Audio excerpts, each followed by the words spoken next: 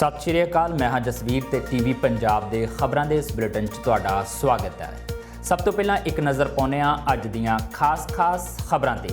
अमरीकी राष्ट्रपति Donald Trump ने चीन खिलाफ खोलिया मोर्चा, विश्व सेहत संगठन तो भी तोड़िया नाता। भारत च महज पिछले 24 घंटिਆਂ च सामने आए कोरोना के 7964 नवे केस, कुल गिनती हुई 1,73,763। वंदे भारत मिशन तहत मास्को ਲਈ उड़ान भरन वाले एयर इंडिया जहाज़ के पायलट का कोरोना टैसट आया पॉजिटिव। अध रस्त्यों जहाज़ बुलाया गया वापस। मोदी सरकार के दूजे कार्यकाल का 1 साल होया पूरा। प्रधानमंत्री ने जनता के नाम लिखी चिट्ठी, लोगों का किया धन्नवाद। 2020 हो सकता है सब तो गर्म साल। International centre for climate change and development की रिपोर्ट होया खुलासा। तो हुण खबरां दा विस्तार। पहला कोरोना वायरस तो हुण हांगकांग च चीन वालों चुके जा रहे कदमों तो नाराज़ अमरीकी राष्ट्रपति डोनाल्ड ट्रंप ने चीन के खिलाफ नवा मोर्चा खोल दिता है। उन्होंने चीन खिलाफ कई पाबंदियां लगाउण दा ऐलान किया ते नाल ही विश्व सेहत संगठन नाल भी संबंध तोड़न दा ऐलान किया। ट्रंप ने चीन ते विश्व सेहत संगठन समेत पूरी दुनिया नूं गुमराह करन दे आरोप लगाए।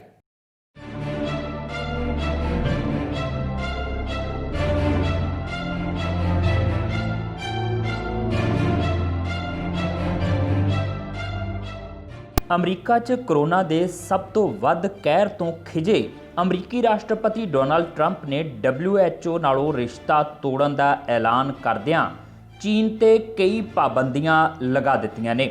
ट्रंप ने शुक्रवार को कहा कि वह विश्व सेहत संगठन नाल रिश्ता खत्म करन दे नाल ही कोरोना महामारी मामले च धोखा देण ते हांगकांग मामले च ज्यादती करन ते चीन खिलाफ पाबंदियां लगा रहे हैं।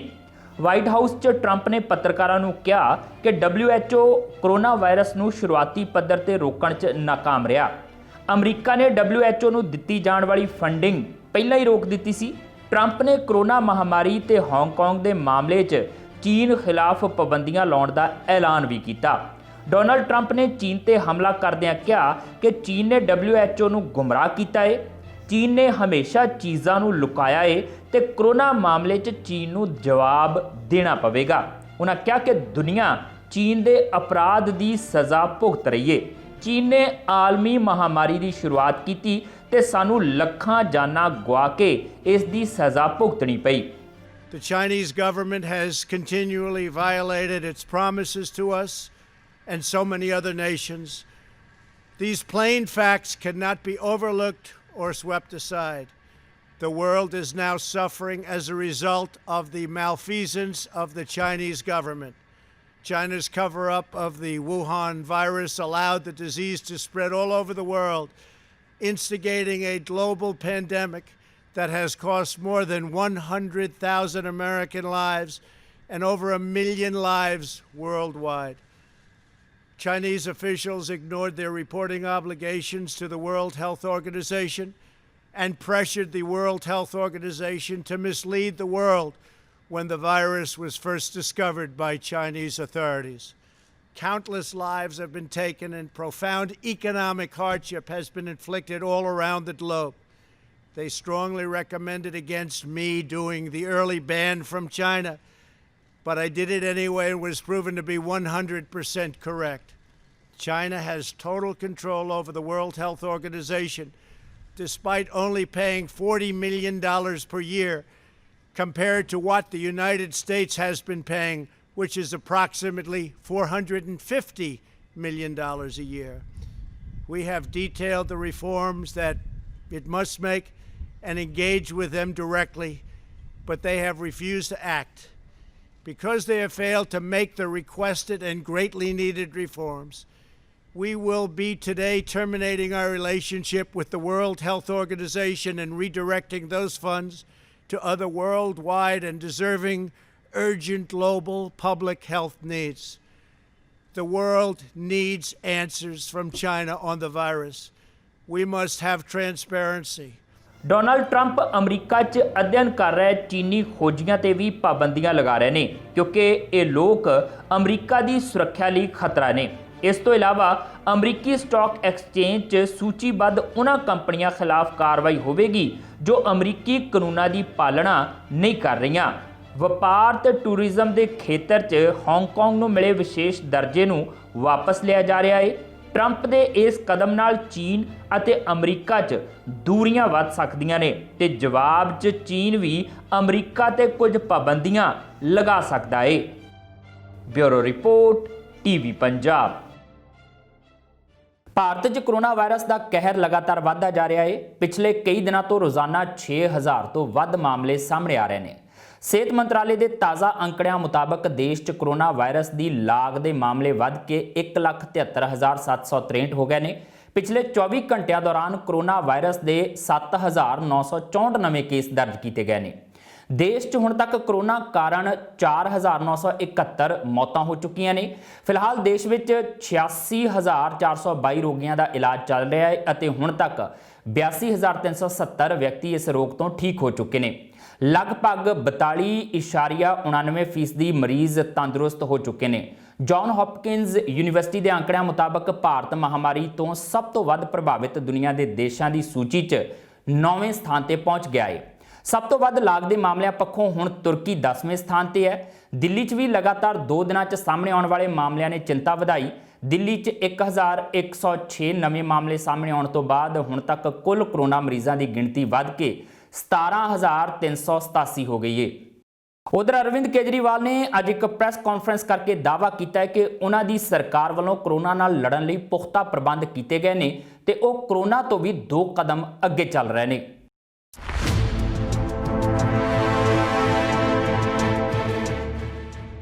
ਦਿੱਲੀ ਦੇ ਮੁੱਖ ਮੰਤਰੀ ਅਰਵਿੰਦ ਕੇਜਰੀਵਾਲ ਨੇ ਅੱਜ ਕੋਰੋਨਾ ਦੇ ਵਧਦੇ ਕੇਸ ਅਤੇ ਉਸ ਦੇ ਲਈ ਸਰਕਾਰ ਦੀ ਕੀ ਤਿਆਰੀ ਹੈ ਇਸ ਸੰਬੰਧੀ ਜਾਣਕਾਰੀ ਦਿੱਤੀ। ਉਹਨਾਂ ਨੇ ਇੱਕ ਵਾਰ ਫਿਰ ਕਿਹਾ ਕਿ ਲਾਕਡਾਊਨ ਹਮੇਸ਼ਾ ਦੇ ਲਈ ਨਹੀਂ ਹੋ ਸਕਦਾ। ਕੋਈ ਨਹੀਂ ਕਹਿ ਸਕਦਾ ਕਿ ਕੋਰੋਨਾ ਦੀ ਇਹ ਬਿਮਾਰੀ ਕਦੋਂ ਖਤਮ ਹੋਵੇਗੀ। ਇਸ ਦੇ ਲਈ ਹਾਲਾਤ ਸੁਖਾਵੇਂ ਕਰਨਾ ਜ਼ਰੂਰੀ ਹੈ। ਕੇਜਰੀਵਾਲ ਨੇ ਕਿਹਾ ਕਿ ਕੋਰੋਨਾ ਦੇ ਕੇਸ ਜ਼ਰੂਰ ਵਧ ਰਹੇ ਨੇ ਪਰ ਅਸੀਂ ਕੋਰੋਨਾ ਤੋਂ 4 ਕਦਮ ਅੱਗੇ ਹਾਂ।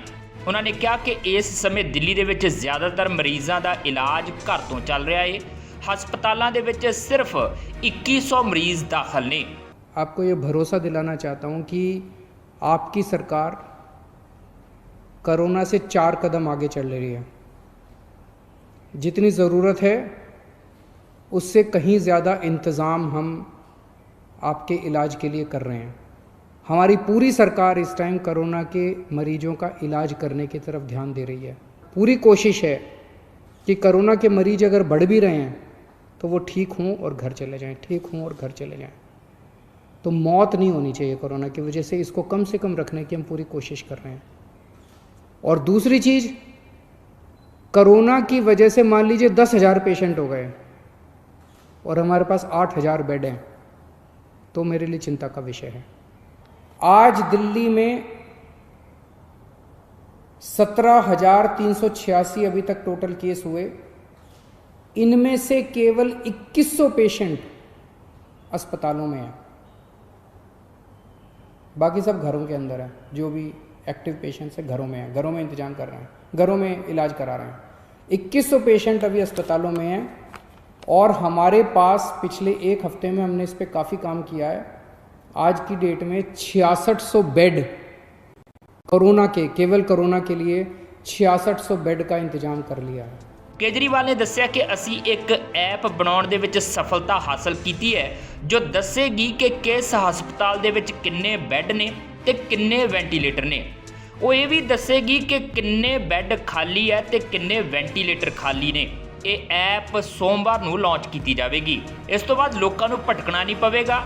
ਜੇਕਰ ਸਮਾਰਟਫੋਨ ਨਹੀਂ ਆ ਤਾਂ ਵੈਬਸਾਈਟ ਜਾਂ ਫਿਰ ਹੈਲਪਲਾਈਨ ਨੰਬਰ 1031 ਤੇ ਵੀ ਸਾਰੀ ਜਾਣਕਾਰੀ ਲਈ ਜਾ ਸਕਦੀ ਹੈ।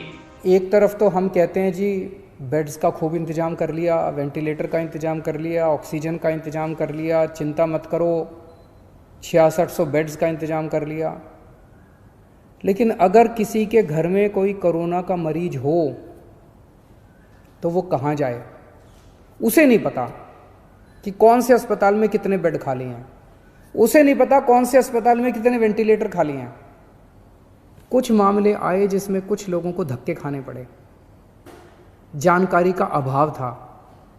एक तरफ बेड खाली हैं और दूसरी तरफ लोगों को पता नहीं है।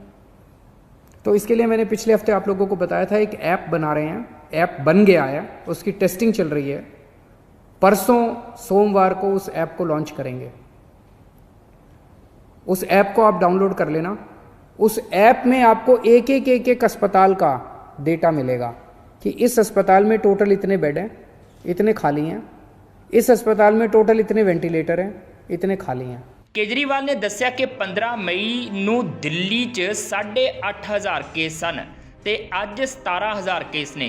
14 ਮਈ ਨੂੰ ਦਿੱਲੀ ਦੇ ਹਸਪਤਾਲਾਂ 'ਚ 1,600 ਮਰੀਜ਼ ਸਨ ਅਤੇ ਅੱਜ 2,100 ਮਰੀਜ਼ ਨੇ।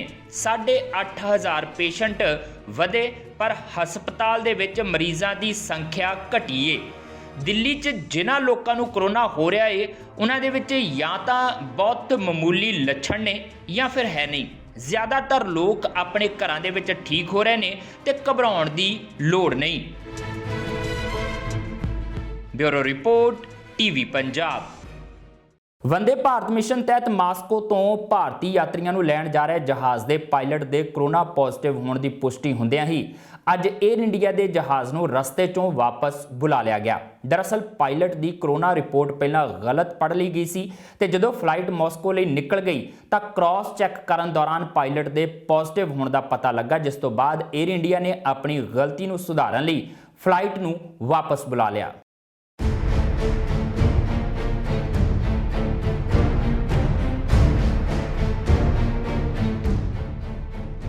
एयर इंडिया की एक फ्लाइट शनिवार सवेरे दिल्ली तो रूस ਲਈ उड़ान भर चुकी सी। सब कुछ ठीक चल रहा सी कि एक फोन आया, पता लगा कि फ्लाइट उड़ा रहा पायलट कोरोना पॉजिटिव है। फिर की फ्लाइट नूं रस्ते चों ही दिल्ली वापस बुला लिया जाता है। एयर इंडिया की छोटी जी एक गलती की वजह करके अज एक वड्डा कोरोना ब्लास्ट हो सकता सी, पर इस नूं समा रहिंदियां सुधार लिया गया। दिल्ली तो मास्को जा रही एयर इंडिया की इस फ्लाइट नूं रस्ते तो ही वापस बुला लिया गया। उस वेले फ्लाइट उज़बेकिस्तान तक पहुंची हुई सी। दरअसल फ्लाइट निकलन तो पहला पायलट की कोरोना रिपोर्ट जांची जाती है। स्टाफ ने गलती नाल पॉजिटिव नूं नैगेटिव पढ़ दिता ते पायलट नूं मास्को दे लई रवाना कर दिता गया। फ्लाइट वंदे भारत मिशन के तहत मास्को च फसे भारतीयों को लैण लई जा रही सी। इस दे लई उस दौरान इस दे विच सिर्फ क्रू मैंबर सन ते कोई होर यात्री नहीं सी। यात्रियों को मास्को तो लिआंदा जाना सी। मिली जानकारी के मुताबक फ्लाइट दोपहरे 12:30 बजे दिल्ली वापस आई। कैबिन क्रू नूं फिलहाल क्वारंटाइन च रखा गया है। प्लेन नूं भी सैनिटाइज किया जा रहा है। इस दी थां दूजे प्लेन नूं मास्को दे लई रवाना किया गया है।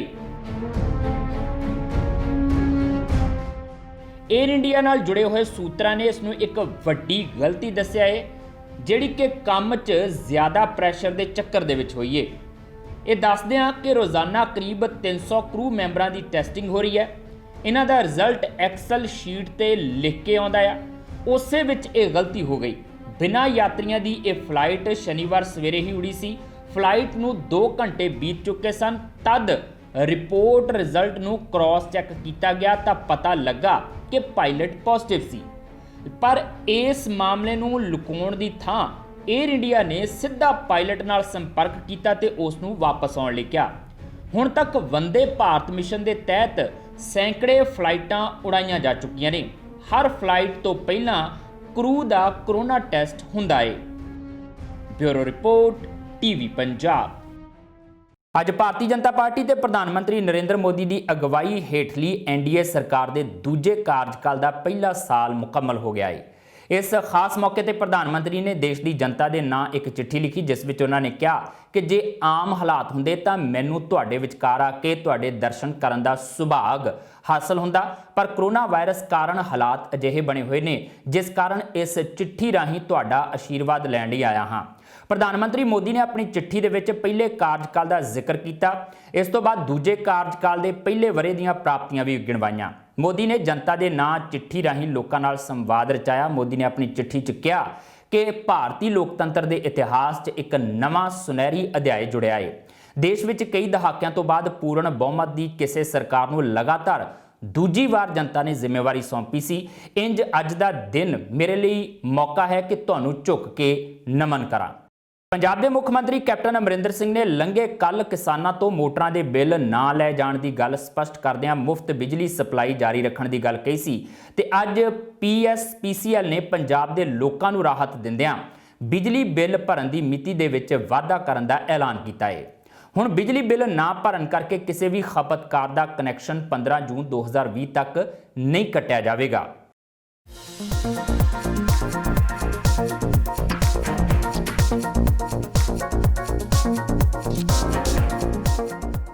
Punjab state power corporation limited ਨੇ ਆਪਣੇ ਖਪਤਕਾਰਾਂ ਨੂੰ ਰਾਹਤ ਦਿੰਦਿਆਂ ਬਿਜਲੀ ਬਿੱਲ ਭਰਨ ਦੀ ਮਿਤੀ 'ਚ ਵਾਧਾ ਕੀਤਾ ਹੈ। ਇਸ ਦੇ ਨਾਲ ਹੀ ਬਿੱਲ ਨਾ ਭਰਨ ਵਾਲਿਆਂ ਦੇ ਬਿਜਲੀ ਕਨੈਕਸ਼ਨ 15 ਜੂਨ ਤੱਕ ਨਾ ਕੱਟਣ ਦੇ ਵੀ ਨਿਰਦੇਸ਼ ਦਿੱਤੇ ਗਏ ਨੇ। PSPCL ਦੇ ਘਰੇਲੂ ਤੇ ਵਪਾਰਕ ਖਪਤਕਾਰ ਜਿਨ੍ਹਾਂ ਦੇ ਮੌਜੂਦਾ ਮਹੀਨਾਵਾਰ ਜਾਂ ਦੋਮਾਹੀ ਬਿੱਲ ਦੀ ਰਕਮ 10,000 ਰੁਪਏ ਤੱਕ ਦੀ ਹੈ ਤੇ ਸਾਰੇ ਉਦਯੋਗਿਕ ਖਪਤਕਾਰ ਯਾਨੀ ਕਿ ਸਮਾਲ ਪਾਵਰ, ਦਰਮਿਆਨੀ ਸਪਲਾਈ ਤੇ ਵੱਡੀ ਸਪਲਾਈ ਜਿਨ੍ਹਾਂ ਦੀ ਬਿੱਲ ਭਰਨ ਦੀ ਮਿਤੀ 20 ਮਾਰਚ ਤੋਂ ਮਈ 2020 ਦੇ ਅਖੀਰ ਤੱਕ ਹੈ ਦਾ ਭੁਗਤਾਨ ਹੁਣ ਲੇਟ ਪੇਮੈਂਟ ਸਰਚਾਰਜ ਦੀ ਅਦਾਇਗੀ ਤੋਂ ਬਿਨਾਂ 1 ਜੂਨ 2020 ਤੱਕ ਕੀਤਾ ਜਾ ਸਕਦਾ ਹੈ। ਪਾਵਰਕੌਮ ਦੇ ਬੁਲਾਰੇ ਨੇ ਇੱਕ ਪੰਜਾਬੀ ਅਖਬਾਰ ਨਾਲ ਗੱਲਬਾਤ ਦੌਰਾਨ ਕਿਹਾ ਕਿ ਜਿਹੜੇ ਘਰੇਲੂ, ਵਪਾਰਕ ਤੇ ਉਦਯੋਗਿਕ ਸ਼੍ਰੇਣੀਆਂ ਦੇ ਖਪਤਕਾਰ ਆਪਣੇ ਬਿੱਲ 1 ਜੂਨ 2020 ਤੱਕ ਵੀ ਨਹੀਂ ਜਮ੍ਹਾਂ ਕਰਵਾ ਸਕਦੇ, ਉਹ 4 ਮਹੀਨਾਵਾਰ ਕਿਸ਼ਤਾਂ 'ਚ ਵੀ ਬਿੱਲ ਭਰ ਸਕਦੇ ਨੇ। ਬੁਲਾਰੇ ਨੇ ਹੋਰ ਜਾਣਕਾਰੀ ਦਿੰਦਿਆਂ ਕਿਹਾ ਹੈ ਕਿ ਬਿਜਲੀ ਬਿੱਲ ਨਾ ਭਰਨ ਕਰਕੇ ਕਿਸੇ ਵੀ ਖਪਤਕਾਰ ਦਾ ਕਨੈਕਸ਼ਨ 15 ਜੂਨ 2020 ਤੱਕ ਨਹੀਂ ਕੱਟਿਆ ਜਾਵੇਗਾ। ਪਰ ਇੱਕ ਗੱਲ ਤੈਅ ਹੈ ਕਿ 1 ਜੂਨ ਤੋਂ ਬਾਅਦ ਜਿਹੜੇ ਬਿੱਲ ਨਹੀਂ ਤਾਰ ਸਕੇ ਉਹਨਾਂ ਨੂੰ ਬਿੱਲ ਦੇ ਉੱਤੇ ਸਰਚਾਰਜ ਜਾਂ ਜੁਰਮਾਨਾ ਜ਼ਰੂਰ ਲੱਗੇਗਾ।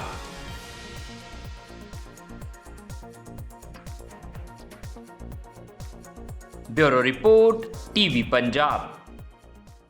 ਬੀਜ ਘੁਟਾਲੇ ਦਾ ਮਾਮਲਾ ਜਿਵੇਂ ਹੀ ਸਿਆਸੀ ਪਾਰਟੀਆਂ ਲਈ ਮੁੱਦਾ ਬਣਦਾ ਨਜ਼ਰ ਆਇਆ ਤਾਂ ਸਰਕਾਰ ਦੇ ਹੁਕਮਾਂ ਤੇ ਖੇਤੀਬਾੜੀ ਵਿਭਾਗ ਨੇ ਫੌਰੀ ਸਰਗਰਮੀ ਵਧਾ ਦਿੱਤੀ। ਇਸੇ ਤਹਿਤ ਬਰਨਾਲਾ 'ਚ ਵੱਖ-ਵੱਖ ਬੀਜ ਵਿਕਰੇਤਾਵਾਂ ਦੀਆਂ ਦੁਕਾਨਾਂ ਤੇ ਛਾਪੇਮਾਰੀ ਕੀਤੀ ਗਈ ਤੇ ਸੈਂਪਲ ਇਕੱਠੇ ਕੀਤੇ ਗਏ। ਖੇਤੀਬਾੜੀ ਵਿਭਾਗ ਦੇ ਅਧਿਕਾਰੀਆਂ ਮੁਤਾਬਕ ਜੇਕਰ ਸੈਂਪਲ ਫੇਲ ਨਿਕਲੇ ਤਾਂ ਆਰੋਪੀਆਂ ਖਿਲਾਫ ਸਖਤ ਕਾਰਵਾਈ ਕੀਤੀ ਜਾਵੇਗੀ।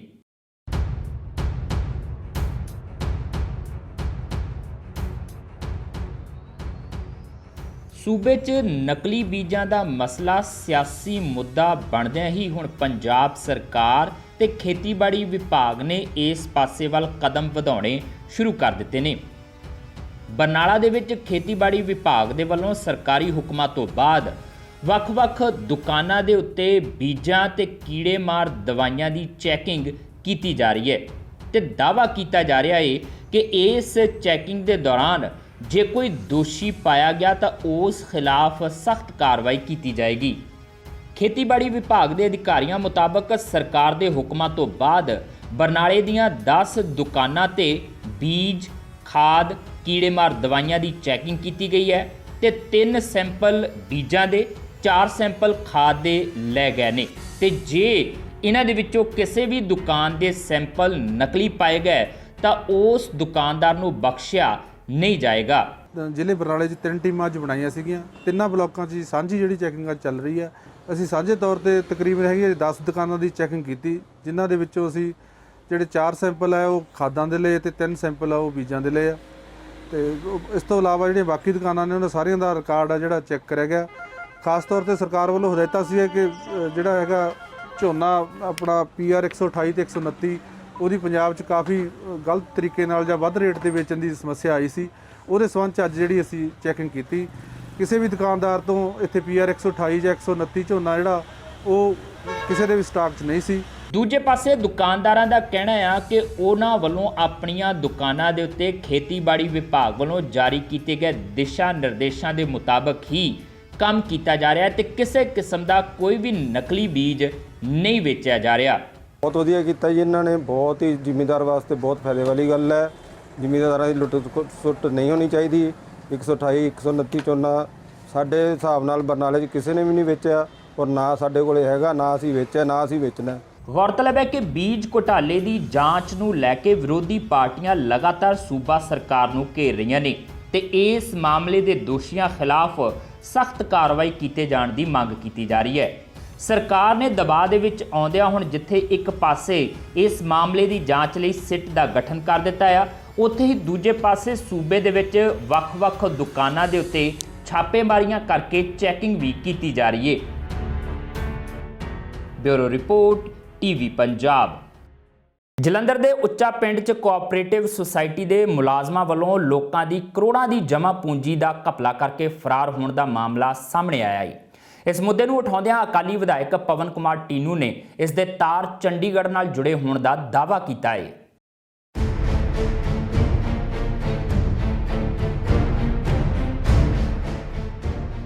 ਇੱਕ ਪਾਸੇ ਕੋਰੋਨਾ ਵਾਇਰਸ ਕਾਰਨ ਲੋਕਾਂ ਦੀ ਆਰਥਿਕ ਹਾਲਤ ਵੈਸੇ ਹੀ ਪਤਲੀ ਹੋਈ ਹੈ ਤੇ ਦੂਜੇ ਪਾਸੇ ਉਹਨਾਂ ਦੀ ਗਾੜੀ ਕਮਾਈ ਲੁੱਟਣ ਵਾਲਿਆਂ ਦੀ ਵੀ ਕੋਈ ਕਮੀ ਨਹੀਂ। ਮਾਮਲਾ ਜਲੰਧਰ ਦੇ ਉੱਚਾ ਪਿੰਡ ਦਾ ਆ, ਜਿੱਥੋਂ ਦੀ ਕੋਆਪਰੇਟਿਵ ਸੁਸਾਇਟੀ ਵੱਲੋਂ ਆਸ-ਪਾਸ ਦੇ ਪਿੰਡਾਂ ਦੇ ਲਗਭਗ 18 ਤੋਂ 20 ਕਰੋੜ ਰੁਪਏ ਠੱਗੇ ਜਾਣ ਦਾ ਮਾਮਲਾ ਸਾਹਮਣੇ ਆਇਆ ਹੈ। ਪਿੰਡ ਵਾਸੀਆਂ ਦਾ ਕਹਿਣਾ ਹੈ ਕਿ 16 ਮਾਰਚ ਤੋਂ ਇਸ ਕੋਆਪਰੇਟਿਵ ਸੁਸਾਇਟੀ ਦਾ ਦਫ਼ਤਰ ਬੰਦ ਹੈ ਤੇ ਇਹਦੇ ਵਿੱਚ ਕੰਮ ਕਰਨ ਵਾਲਾ ਸੈਕਟਰੀ ਤੇ ਹੋਰ ਮੁਲਾਜ਼ਮ ਉਹਨਾਂ ਦੇ ਪੈਸੇ ਲੈ ਕੇ ਫਰਾਰ ਹੋ ਗਏ ਨੇ, ਜਦਕਿ ਪੁਲਿਸ ਇਸ ਮਾਮਲੇ ਦੇ ਵਿੱਚ ਕੋਈ ਵੀ ਸ਼ਿਕਾਇਤ ਦਰਜ ਨਹੀਂ ਕਰ ਰਹੀ ਤੇ ਨਾ ਹੀ ਕਾਰਵਾਈ ਕਰ ਰਹੀ ਹੈ।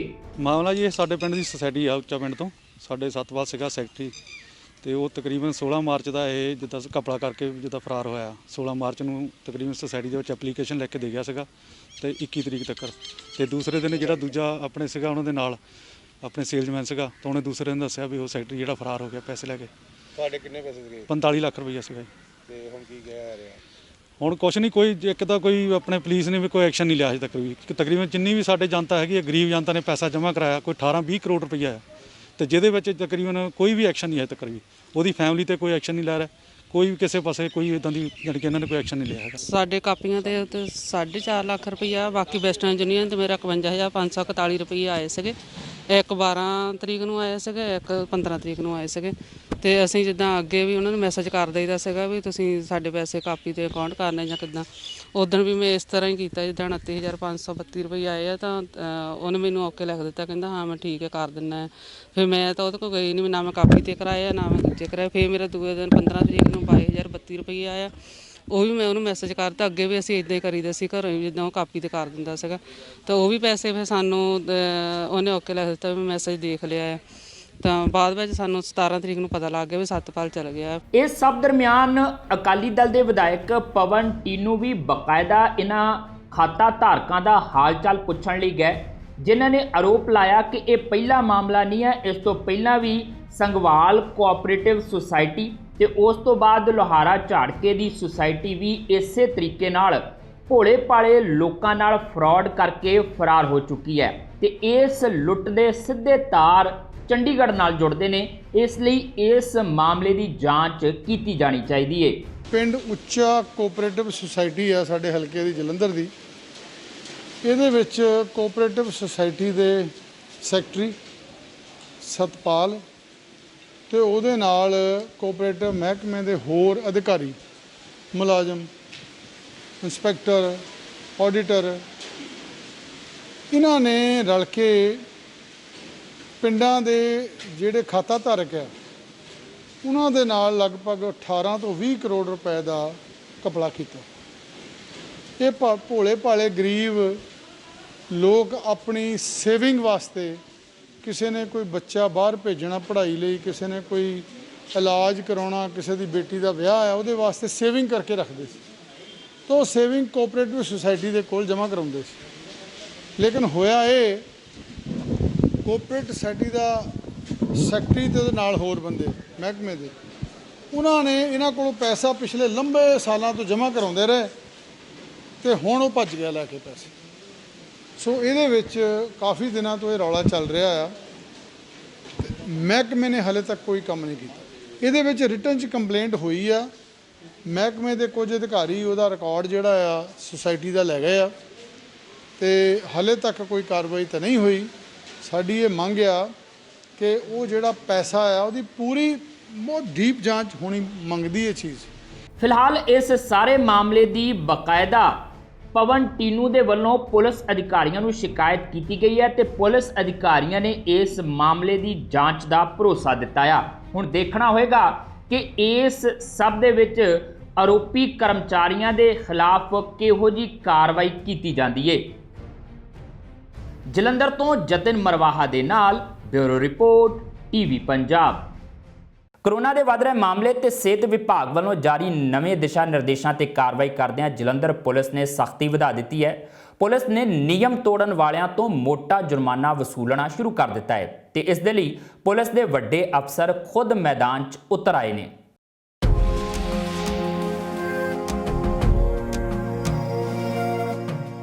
ਪੰਜਾਬ 'ਚ ਕੋਰੋਨਾ ਨੂੰ ਕਾਬੂ ਕਰਨ ਲਈ ਸਿਹਤ ਵਿਭਾਗ ਨੇ ਨਿਯਮ ਤੋੜਨ ਵਾਲਿਆਂ ਤੇ ਭਾਰੀ ਜੁਰਮਾਨੇ ਲਗਾਉਣ ਦੇ ਹੁਕਮ ਜਾਰੀ ਕੀਤੇ ਸਨ। ਜਲੰਧਰ ਪੁਲਿਸ ਨੇ ਉਹਨਾਂ ਹੁਕਮਾਂ ਤਹਿਤ ਕਾਰਵਾਈ ਆਰੰਭ ਦਿੱਤੀ ਹੈ। ਜਲੰਧਰ 'ਚ ਡੀਸੀਪੀ ਗੁਰਮੀਤ ਸਿੰਘ ਨੇ ਖੁਦ ਕੰਪਨੀ ਬਾਗ ਚੌਕ 'ਚ ਨਾਕਾ ਲਗਾਇਆ ਤੇ ਨਿਯਮ ਨਾ ਮੰਨਣ ਵਾਲੇ ਲੋਕਾਂ ਦੇ ਚਲਾਨ ਕੱਟੇ। ਡੀਸੀਪੀ ਮੁਤਾਬਕ ਜਦੋਂ ਤੱਕ ਸਰਕਾਰ ਵੱਲੋਂ ਜ਼ਿਲ੍ਹੇ ਨੂੰ ਕੋਰੋਨਾ ਮੁਕਤ ਕਰਨ ਦਾ ਐਲਾਨ ਨਹੀਂ ਹੁੰਦਾ, ਇਹ ਸਖਤੀ ਇਸੇ ਤਰ੍ਹਾਂ ਜਾਰੀ ਰਹੇਗੀ। ਹੁਣ ਹੈਲਥ ਡਿਪਾਰਟਮੈਂਟ ਨੇ ਇੱਕ ਨਵਾਂ ਨੋਟੀਫਿਕੇਸ਼ਨ ਕਰਕੇ ਜਿਹੜਾ ਚਲਾਨਾਂ ਦੀ ਜਿਹੜੀ ਫੀਸ ਜਿਹੜੀ ਵਧਾਈ ਹੈ, ਪਲੱਸ ਉਹਨਾਂ ਨੇ ਪ੍ਰੀਵਿਊ ਵੀ ਵਧਾਇਆ ਇਹਦਾ ਵੀ ਜਿਹੜੇ ਹੋਰ ਵਾਇਓਲੇਟਰ ਨੇ ਉਹਨਾਂ ਨੂੰ ਵੀ ਵਿੱਚ ਇਨਕਲੂਡ ਕੀਤਾ ਜਾਵੇ। ਉਹਦੇ ਅਕੋਰਡਿੰਗਲੀ ਅਸੀਂ ਜਿਹੜਾ ਉਹ ਕੰਮ ਕਰਨਾ ਸ਼ੁਰੂ ਕਰ ਦਿੱਤਾ। ਸਰ ਜਿਹੜੇ ਹੋਮ ਕੁਆਰੰਟਾਈਨ ਕੀਤੇ ਜਾਂਦੇ ਉਹ ਵੀ ਮੰਗਣਾ ਕਰਦੇ ਨਜ਼ਰ ਆ ਰਹੇ। ਹੋਮ ਕੁਆਰੰਟਾਈਨ ਦਾ ਵੀ ਹੈ, ਉਹਦਾ 1000 ਇਹਨਾਂ ਨੇ ਫਾਈਨ ਕੀਤਾ। ਹੋਮ ਜਿਹੜਾ ਕੁਆਰੰਟਾਈਨ ਬ੍ਰੀਚ ਕਰਦਾ ਉਹ ਸਾਨੂੰ ਪਤਾ ਲੱਗ ਜਾਂਦਾ, ਸਾਡੇ ਸਿਸਟਮ ਕੋਵਾ ਐਪ ਦੇ ਵਿੱਚ ਆ ਜਾਂਦਾ ਵਾ। ਅਸੀਂ ਇਮੀਡੀਏਟਲੀ ਪਾਰਟੀ ਘਰ ਪਰ ਭੇਜ ਕੇ ਵੈਰੀਫਾਈ ਕਰ ਲਈਦਾ ਉਹਨੂੰ ਤੇ ਉੱਤੇ ਆਪਾਂ ਕਾਰਵਾਈ ਕਰਦੇ ਹਾਂ। ਦੱਸ ਦਈਏ ਕਿ ਸਿਹਤ ਵਿਭਾਗ ਨੇ ਮਾਸਕ ਨਾ ਪਾਉਣ, ਜਨਤਕ ਥਾਵਾਂ ਤੇ ਥੁੱਕਣ ਅਤੇ ਆਟੋ 'ਚ ਜ਼ਿਆਦਾ ਸਵਾਰੀਆਂ ਬਿਠਾਉਣ ਤੇ 500 ਰੁਪਏ ਤੇ ਹੋਮ ਕੁਆਰੰਟਾਈਨ ਦਾ ਉਲੰਘਣ ਕਰਨ ਵਾਲੇ ਨੂੰ 2000 ਰੁਪਏ, ਦੁਕਾਨਦਾਰਾਂ ਨੂੰ ਨਿਯਮਾਂ ਦੇ ਉਲੰਘਣ ਤੇ 2000 ਰੁਪਏ, ਕਾਰ 'ਚ ਵੱਧ ਸਵਾਰੀਆਂ ਬਿਠਾਉਣ ਤੇ 2000 ਅਤੇ ਬੱਸਾਂ ਦੇ ਦਿਸ਼ਾ ਨਿਰਦੇਸ਼ਾਂ ਦੀ ਉਲੰਘਣਾ ਤੇ 3000 ਰੁਪਏ ਜੁਰਮਾਨਾ ਵਸੂਲਣ ਦੇ ਹੁਕਮ ਜਾਰੀ ਕੀਤੇ ਸਨ ਤੇ ਜਲੰਧਰ ਪੁਲਿਸ ਨੇ ਹੁਣ ਇਹਨਾਂ ਹੁਕਮਾਂ ਤਹਿਤ ਸਖਤੀ ਕਰਨੀ ਸ਼ੁਰੂ ਕਰ ਦਿੱਤੀ ਏ। ਜਲੰਧਰ ਤੋਂ ਜਤਨ ਮਰਵਾਹਾ ਦੇ ਨਾਲ ਬਿਊਰੋ ਰਿਪੋਰਟ ਟੀਵੀ ਪੰਜਾਬ।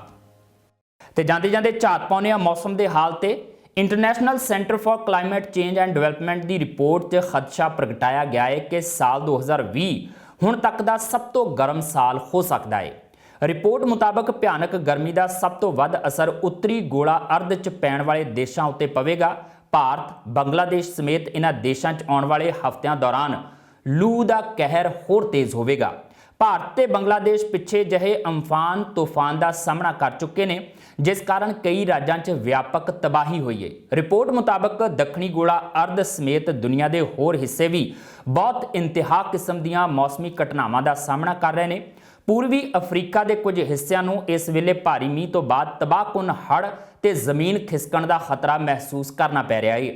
ਅਫਰੀਕੀ ਦੇਸ਼ਾਂ ਤੋਂ ਲੈ ਕੇ ਭਾਰਤ ਤੱਕ ਕਈ ਹਿੱਸੇ ਟਿੱਡੀ ਦਲਾਂ ਦੇ ਹਮਲਿਆਂ ਦੇ ਸ਼ਿਕਾਰ ਹੋ ਰਹੇ ਨੇ।